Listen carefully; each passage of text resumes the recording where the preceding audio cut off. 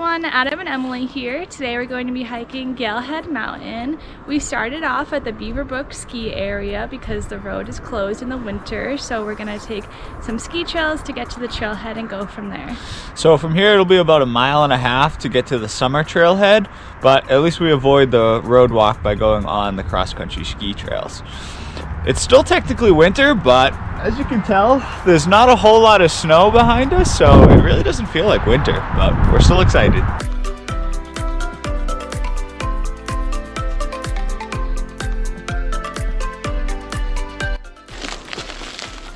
When you see this blue arrow indicating the ski trail goes left, this is where you'll want to take this right to get onto Galehead Road.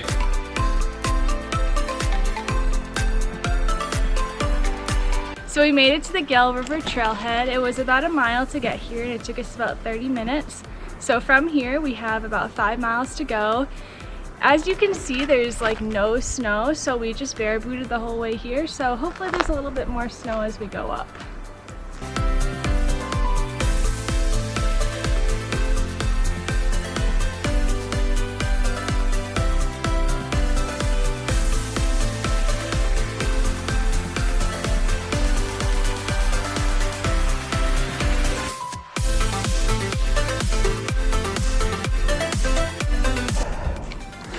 The trail is definitely starting to climb a lot more steeper now as we get close to the ridge, gaining elevation real quick. At this point, we've made it to the junction with the Garfield Ridge Trail, so we've gone about 4 miles from the trailhead and about 5 miles from the car. So now we have another 0.6 until we get to the hut, and then from there it's 0.3 to the summit.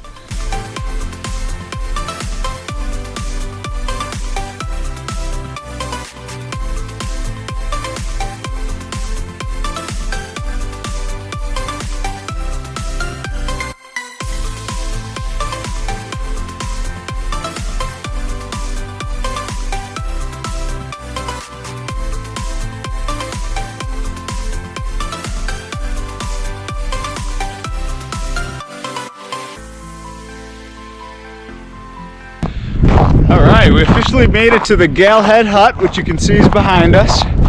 It is closed in the winters. It opens up in May, and I think it usually closes around October, September. But pretty nice views from the lookout right near the hut. So you can see the twins up there, the south twin.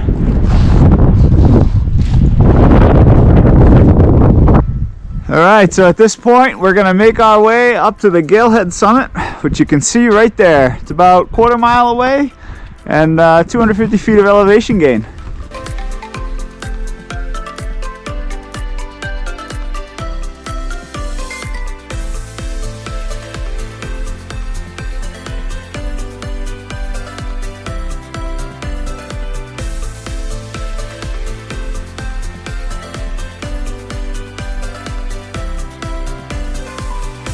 So the viewpoint we were just at is just below the summit. If you go up maybe 5 minutes more, you'll reach it. Normally there's a little cairn here, but someone was nice enough to put this stick so you know that you've made it to the summit. So now we're gonna head back down the same way we came. It's gonna be about 5.5 miles back to our car. We figured the rest of this hike might be kind of boring, so we're just gonna say goodbye now. So thank you guys for watching this video. We hope you found it useful, and please check out the rest of our videos on our YouTube channel and subscribe too. And be sure to check out our website, 2people1adventure.com.